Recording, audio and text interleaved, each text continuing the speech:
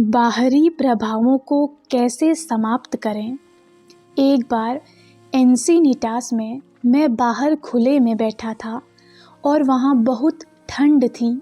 मैंने अपनी चेतना को अंतर्मुखी किया और पल भर में ठंड की अनुभूति बिल्कुल समाप्त हो गई।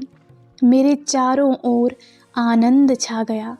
मैंने अपने चारों ओर की वस्तुओं को एक चलचित्र के प्रकाश की किरण पुंज के रूप में पिघलते देखा।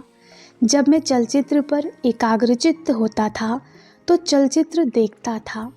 जब मैं किरण पुंज पर एकाग्रचित्त होता था तो संसार लुप्त हो जाता था। आप अपनी चेतना के बिना कुछ भी नहीं देख सकते।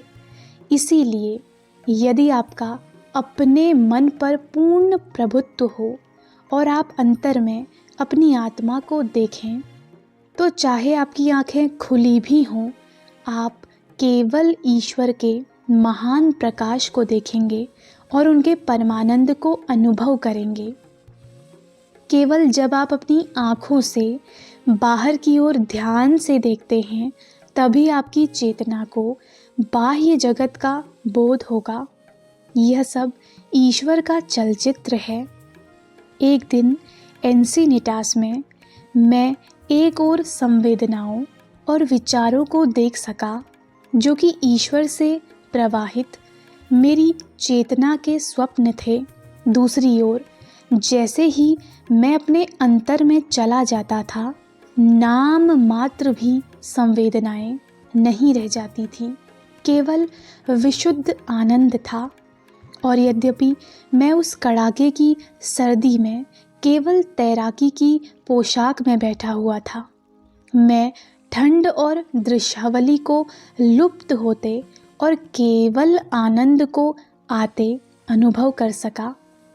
बाद में मैंने उस महान आनंद के साथ साथ संवेदनाओं का हल्का सा प्रभाव अनुभव किया।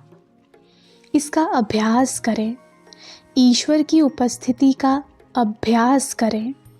एक छोटी सी प्रार्थना अथवा थोड़ा सा प्रकाश देखकर संतुष्ट होकर सोने के लिए न चले जाएं। निद्रा नशे में जाने की दवाई है। यदि आप भली प्रकार से काम वासना को नियंत्रित कर सकें और यदि आप पूर्ण रूप से सभी इंद्रियों को नियंत्रित कर सकें और यदि आप अपनी आत्मा की पूर्ण शक्ति से ईश्वर को खोजें, तब वह आपके समक्ष प्रकट हो जाएंगे।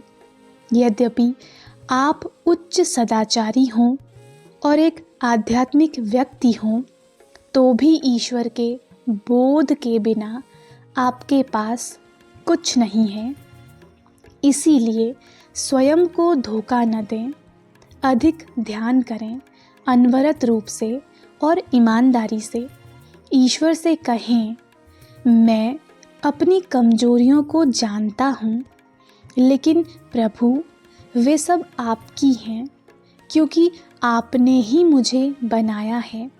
आपके सानिध्य में रहने के अतिरिक्त मेरी और कोई इच्छा नहीं है, क्योंकि आप ही इस संसार रूपी चलचित्र को दिखा रहे हैं। आप इसके सुखांत और दुखांत दोनों पहलुओं से मुक्त हैं। इसीलिए मैं भी मुक्त हूँ, क्योंकि मैं आपका बच्चा हूँ। स्वयं को पापी न कहें और न स्वयं को धर्मात्मा कहकर गर्व करें, अपितु कहें कि ईश्वर आपके साथ हैं और केवल वे ही, न कि कोई और, आपके द्वारा कार्य कर रहे हैं। तब आप एक भिन्न जगत को देखेंगे। ईश्वर की चेतना के बिना यह संसार संघर्षों से, हिंसा से और घोर निराशाओं से भरा प्रतीत होता है, परंतु प्रभु के साथ तो यह आनंद का स्वर्ग है।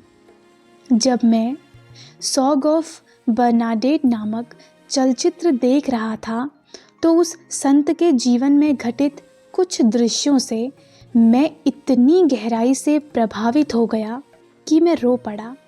अंत में मैंने कहा, यह मुझे क्या हो रहा है? मैंने चलचित्र को दोबारा देखा, तब केवल छाया एवं प्रकाश ही दिखाई दिए। नाटक की मेरी चेतना लुप्त हो गई। मैं और नहीं रो पाया। एक महान आनंद की अवस्था मुझ पर छा गई।